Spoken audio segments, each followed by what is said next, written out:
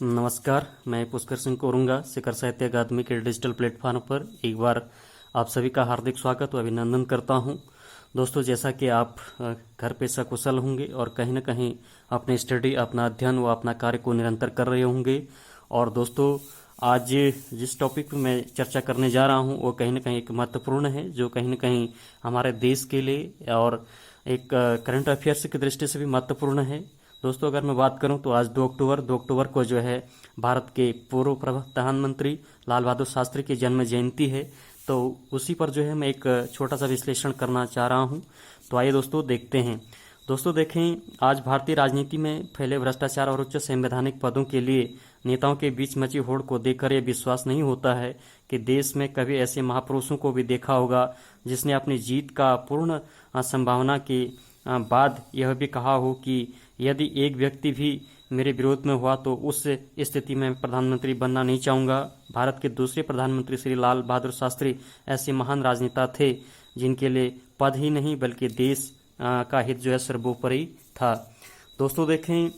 27 मई 1964 को प्रथम प्रधानमंत्री पंडित जवाहरलाल नेहरू की मृत्यु के बाद जो है देश को साहस एवं निर्भीकता के साथ नेतृत्व करने वाले नेता की जरूरत थी।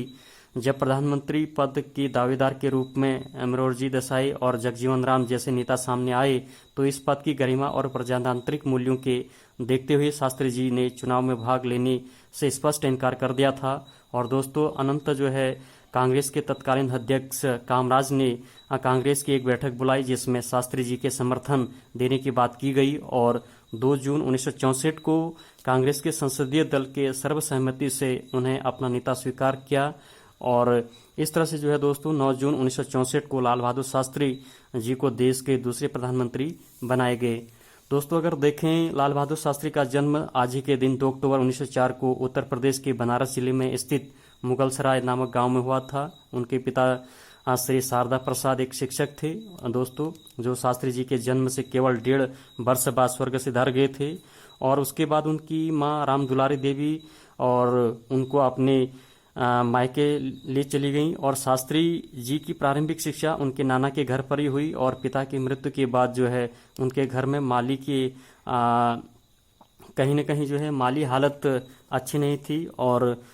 ऊपर से जो है दोस्तों उनका स्कूल गंगा नदी के उस पार स्थित था, जहां से जो है नाव से नदी पार करने के लिए उनके पास थोड़े से पैसे भी नहीं होते थे। ऐसी परिस्थिति में कोई दूसरा होता तो अवश्य ही अपना पढ़ाई छोड़ देता, लेकिन शास्त्री जी ने हार नहीं मानी और वो स्कूल जाने के लिए तैरकर गंगा नदी पार करते थे। इस तरह की कठिनाइयों से लड़ते हुए वो 6ठी कक्षा उत्तीर्ण करने के बाद जो है दोस्तों आगे की पढ़ाई उन्होंने अपनी मौसा के पास चले गए। और सन 1920 में जो है गांधी जी के असहयोग आंदोलन में भाग लेने के लिए उन्होंने अपनी पढ़ाई छोड़ दी और किंतु बाद में उन्हीं की प्रेरणा से उन्हें काशी विद्यापीठ में प्रवेश लिया और वहां से जो है 1925 ईस्वी में शास्त्री की उपाधि प्राप्त की और इसके बाद वो देश सेवा में पूर्णतः जो है संलग्न हो गए। दोस्तों, अगर देखें, गांधी जी की प्रेरणा से ही शास्त्री जी अपनी पढ़ाई छोड़कर स्वाधीनता संग्राम में कूद पड़े थे और उन्हीं की प्रेरणा के बाद जो है वो बाद में काशी विद्यापीठ से शास्त्री की उपाधि भी प्राप्त की। और इससे पता चलता है कि उनके जीवन में गांधी जी का काफी गहरा प्रभाव था और बाबू के अपने आदर्श मानते थे। दोस्तों, 1920 ईस्वी में असहयोग आंदोलन में भाग लेने के कारण 2.5 वर्ष के लिए जेल भी भेज दिए गए और जेल जाने के साथ साथ उनके स्वतंत्रता संग्राम का अध्याय शुरू हो गया था। कांग्रेस के कर्मठ सदस्य के रूप में उन्होंने अपनी जिम्मेदारी निभानी शुरू की और 1930 ईस्वी में जो है दोस्तों नमक सत्याग्रह में भाग लेने के कारण उन्हें पुनः जेल भेज दिया गया। और दोस्तों देखें, शास्त्री जी ने निष्ठा को देखते हुए पार्टी ने उन्हें उत्तर प्रदेश के कांग्रेस महासचिव बनाया और ब्रिटिश शासन काल में जो है दोस्तों किसी भी राजनीतिक पार्टी में कोई पद कांटों से शेष से कम नहीं हुआ करती थी, क्योंकि शास्त्री जी 1935 ईस्वी से लेकर के 1938 ईस्वी तक जो है इस पद पर बने रहे और अपनी जिम्मेदारी निभाते रहे। और इसी बीच जो है दोस्तों उन्होंने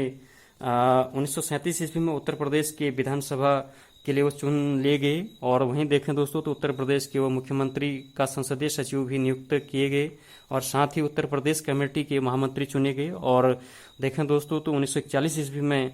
तक वो बने रहे और स्वतंत्रता संग्राम अपनी भूमिका के लिए जो है देश के लिए सपूत को अपने जीवन काल में कई बार उन्हें जेल की यातना सहनी पड़ी और 1942 में जो है भारत छोड़ो आंदोलन में भाग लेकर उन्होंने पुनः जेल भेज दिया गया।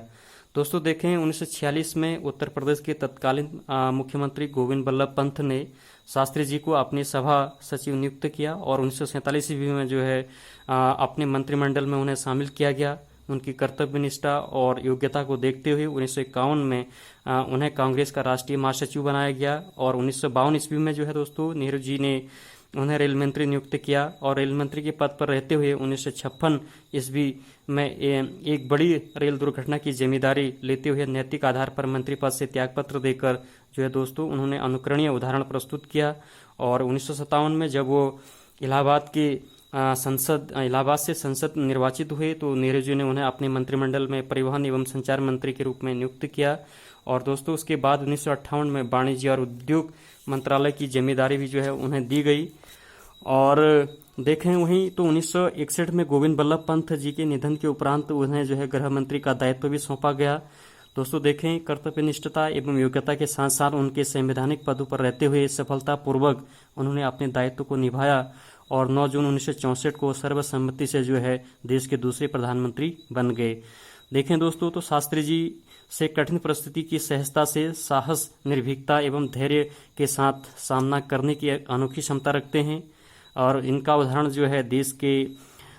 उनके प्रधानमंत्री काल को देखते हुए मिला। 1965 ईस्वी में पाकिस्तान ने जब भारत पर आक्रमण किया का दुस्साहस किया दोस्तों तो शास्त्री जी के नारे में जय जवान जय किसान से उत्साहित होकर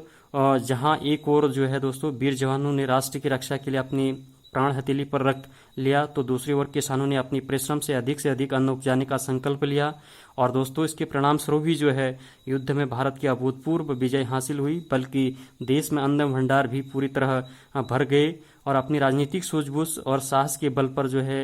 अपने कार्यकाल में शास्त्री जी कई बार जो है समस्याओं का समाधान भी उन्होंने किया।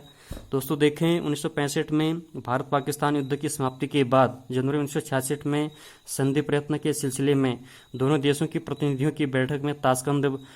बुलाई गई थी और 10 जनवरी 1966 में भारत के प्रधानमंत्री के रूप में लाल बहादुर शास्त्री और पाकिस्तान के राष्ट्रपति अयूब खान ने जो है दोस्तों एक संधि पत्र पर हस्ताक्षर किए और उसी दिन रात्रि अतिथि गृह में शास्त्री जी का आकस्मिक मृत्यु हृदय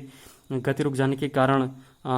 हो गई और उनकी मृत्यु से पूरा भारत जो है शोकाकुल हो गया। शास्त्री जी के निधन से जो है देश को बहुत बड़ी क्षति और कहीं न कहीं जो है उस क्षति को भर पाना संभव नहीं, किंतु देश उनके द्वारा तप, निष्ठा और कार्यों में सदा आदर और सम्मान के साथ सदा याद करेगा। और कहीं न कहीं तीव्र गति खुशहाली के लिए आज देश को शास्त्री जी के जैसे निस्वार्थ राजनेता की आवश्यकता है। दोस्तों देखें तो एक छोटा सा प्रयास था, कहीं न कहीं लाल बहादुर शास्त्री जी एक बहुत बड़े महान विभूति थे, तो उन्हीं पर एक छोटा सा मेरा प्रयास था। अगर ये वीडियो आपको पसंद आई तो इसको आप लाइक करें, शेयर करें और साथ में अपना भी ख्याल रखें। बहुत बहुत धन्यवाद।